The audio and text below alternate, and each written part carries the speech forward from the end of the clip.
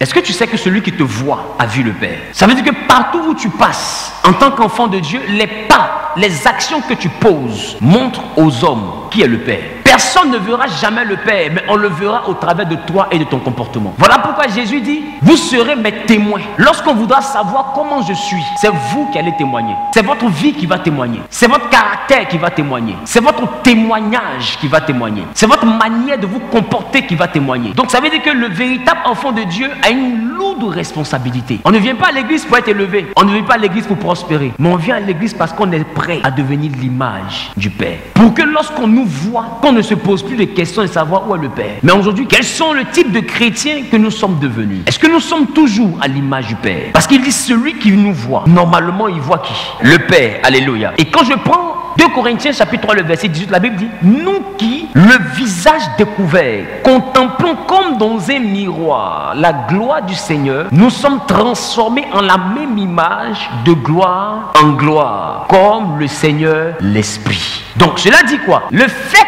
que nous représentons le Père, cette responsabilité-là doit nous envoyer toujours à contempler la gloire de Dieu. Mais la gloire de Dieu est où? La gloire de Dieu est dans la parole de Dieu. Voilà pourquoi Jean dit, nous avons constaté sa gloire comme celle du Fils unique venu du Père. Donc la gloire de Dieu, c'est Jésus, mais Jésus c'est qui? C'est la parole de Dieu faite chair. Donc la gloire de Dieu, c'est la parole de Dieu. Celui qui contemple la parole de Dieu se laisse transformer en la même image. Ça veut dire que tu ne peux pas représenter le Père si tu ne manges pas la parole de Dieu quotidiennement. Tu ne peux pas être comme le Père si tu passes ton temps dans ta vie chrétienne à être dans des discours inutiles. Si tu passes ton temps réellement à chercher à faire la guerre de la fausseté, chercher tous ceux qui sont faux pour les rassembler dans un coin, c'est pas ta mission. Toi, ta mission, c'est de manger la parole de Dieu. Et la parole de Dieu en toi va te donner de remarquer le vrai du faux et de t'éloigner de tout ce qui est faux et qui n'est pas en rapport avec la parole de Dieu. Et tu continues ton chemin doucement. Celui qui doit être jugé par le Père sera jugé par la même parole de Dieu. La Bible dit, nous devons contempler la parole et nous laisser transformer en la même image que ce que nous contemplons, mais de gloire en gloire. Ça veut dire qu'à chaque fois, tu dois être capable de faire une introspection, te demander, est-ce que je suis en rapport? Est-ce que je ressemble à la parole de Dieu? Est-ce que la parole de Dieu que je prends le temps de lire, est-ce que à chaque fois que je la lis, est-ce que je me rapproche d'elle? C'est ça la vie chrétienne. La vie chrétienne n'est pas venir à l'église et puis prier. La vie chrétienne n'est pas seulement jeûner. La vie chrétienne, c'est me demander, est-ce que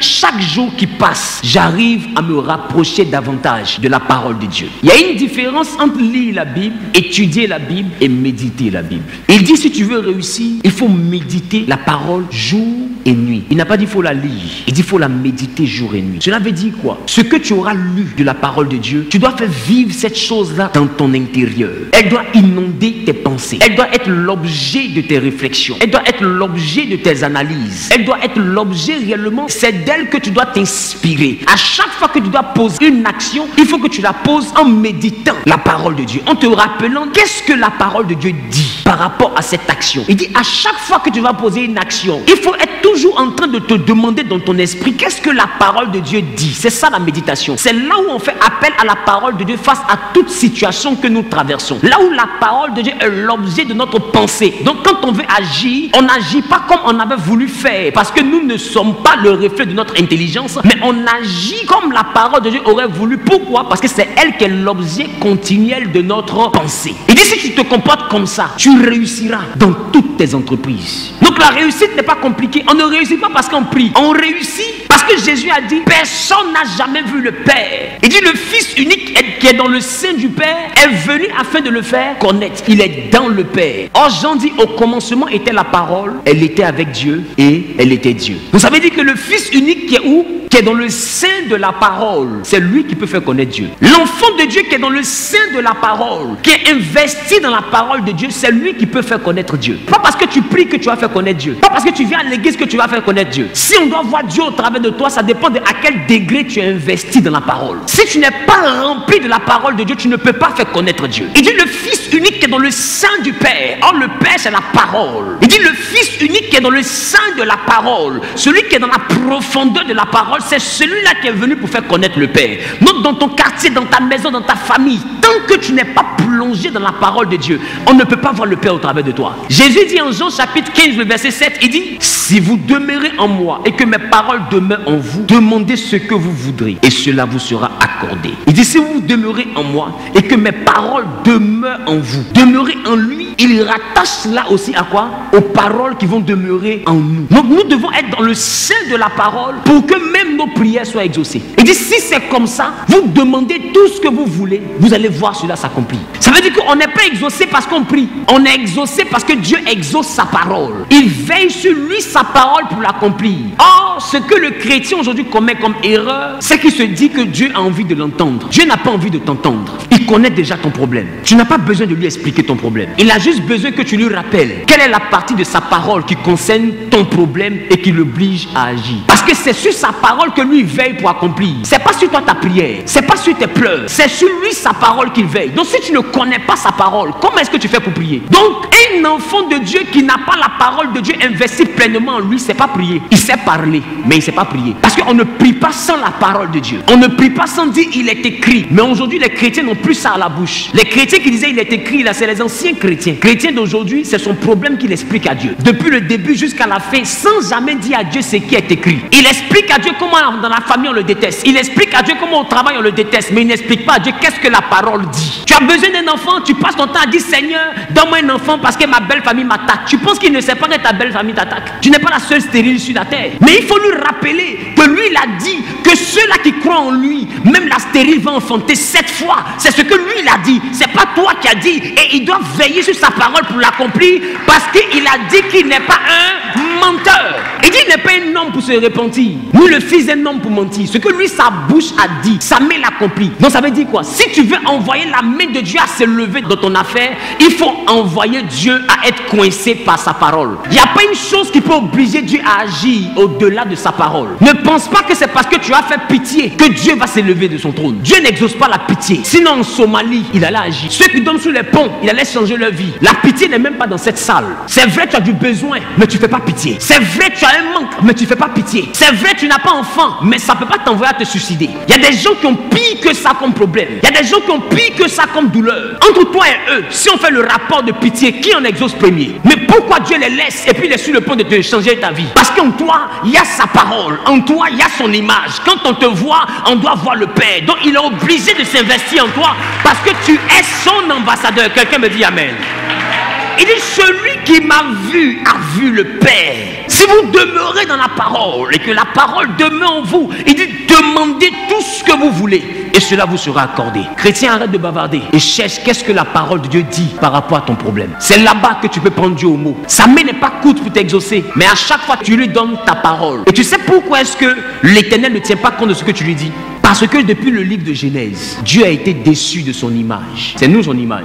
Alors qu'est-ce qu'il a fait? Il a fait descendre son fils pour que son fils meure. Or son fils c'est la parole faite chair. Et quand son fils est mort, la Bible dit tous ceux qui acceptent le Seigneur, ils arrivent à une étape où ce n'est plus eux qui vivent, mais c'est le Fils, le Christ qui vit en eux. Ça veut dire que la personne que Dieu détestait, que Dieu avait condamnée à la mort, a disparu. C'est ce qu'on appelle la nouvelle naissance. La partie où ce que Dieu haïssait en nous est morte. Et maintenant, même quand nous parlons, Dieu n'entend plus la voix d'un homme, mais il entend la voix de son fils. Or son fils est dans la parole.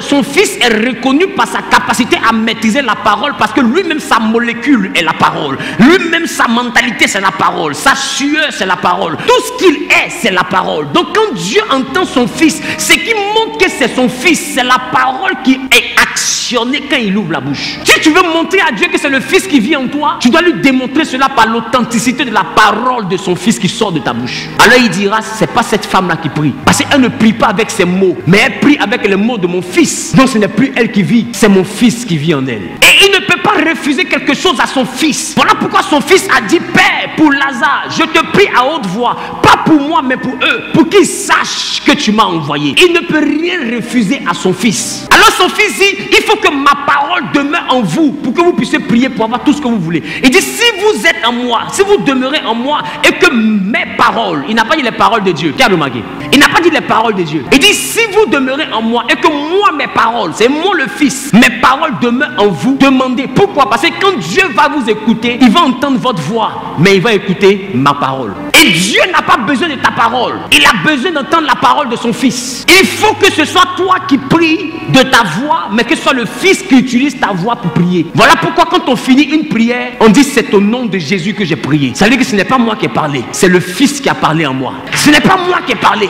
j'ai parlé au nom du Fils. Non, c'est le Fils qui vient de te parler. C'est le Fils qui vient de te demander. Et comme tu ne refuses rien au Fils, tu ne vas pas me refuser ce que je t'ai demandé. Voilà pourquoi on termine la prière par au nom de Jésus. Et il dit, en mon nom, tous genoux fléchis dans le ciel, sur la terre et sous la terre. J'ai envie de te dire que le nom du Fils fait fléchir le genou même du Père. Il a dit tous genoux. Il n'a pas dit les genoux des démons. Il dit tous genoux. Quand tu vas dire le nom de son Fils, même le Père est obligé de t'obéir. Même s'il n'était pas d'accord avec toi, il est obligé de t'exaucer. Pourquoi? Parce que tu viens de lui présenter le nom de son Fils. Il dit tous genoux fléchis. Il dit tout pouvoir m'a été donné dans le ciel, sur la terre. Le chrétien qui est enraciné dans la parole de Dieu devient dangereux. Il a dit à Josué, il ne faut pas t'emmerder pour chercher à ressembler à Moïse. Mange ma parole jour et nuit, tu réussiras. Quand Josué a commencé à manger la parole, un jour il était en pleine guerre, il a regardé le soleil, il dit soleil arrête-toi. Le soleil n'a pas discuté parce que la parole de Dieu était en lui et le soleil a reconnu la parole de celui qui l'a créé. Quelqu'un me dit amen.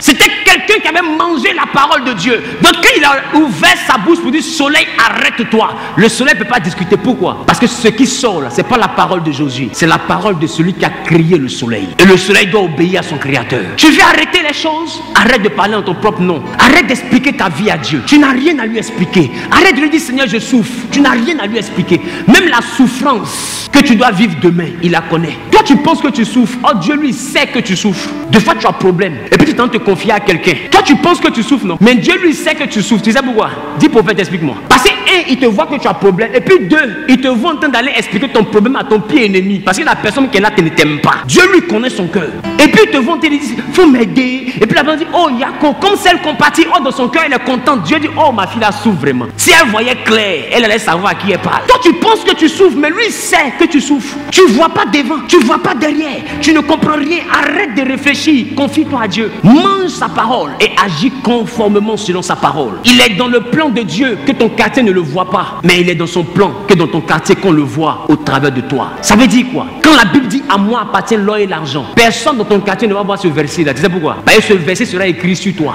Donc quand on va te regarder, on va dire mais c'est quel fétiche tu as touché pour devenir riche comme ça? Tu vas leur dire la Bible dit à l'Éternel appartient l'or et l'argent. Oh, ce n'est plus moi qui vis, c'est l'Éternel qui vit en moi.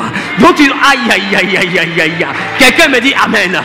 Donc tu dois être capable de constater ce verset-là sur moi. Arrivé à un certain moment, la parole de Dieu devient une personne. Elle devient toi. Elle n'est plus un livre. Elle devient une vie. Voilà pourquoi on dit nous avons la vie chrétienne. C'est une vie. La parole de Dieu devient notre quotidien. Celui qui ne croit pas en la parole de Dieu, il suffit de regarder notre vie, notre quotidien, notre parcours, notre expérience, nos difficultés, nos victoires. Et puis il va dire oui, Dieu existe. Parce que si Dieu n'existe pas, lui il ne peut pas quitter à gauche et puis se retrouver où il est arrivé là. On ne pouvait jamais penser qu'elle pouvait arriver. Si elle est arrivée, c'est qu'il y a quelqu'un quelque part qui l'a aidé, c'est que Dieu existe. Quelqu'un me dit amen. Ta vie va démontrer aux uns et aux autres que Dieu existe. C'est ça.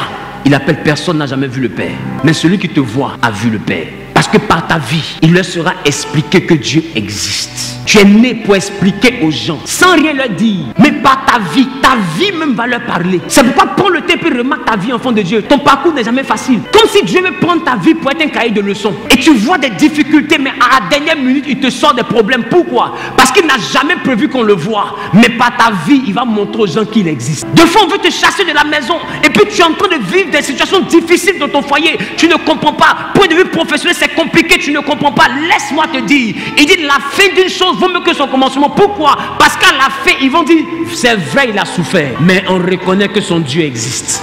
Parce que la fin de sa souffrance là, voilà où il est arrivé. Il n'a pas souffert pour rien, parce que son Rédempteur est vivant. Prends ton mal en patience. N'envie personne. Cherche à ressembler à une chose, c'est la parole de Dieu. Prends ton mal en patience. Dieu ne t'a pas haï.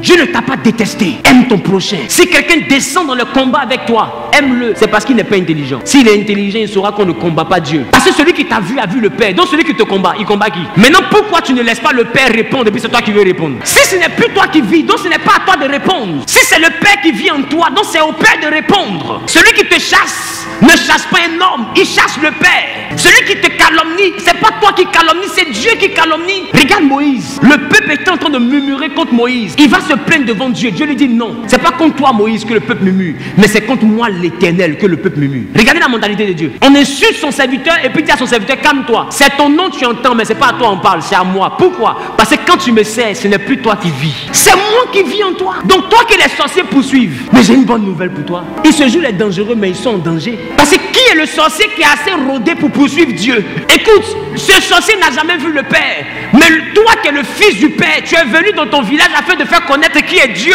Laisse-les courir, ils vont voir qui est Dieu.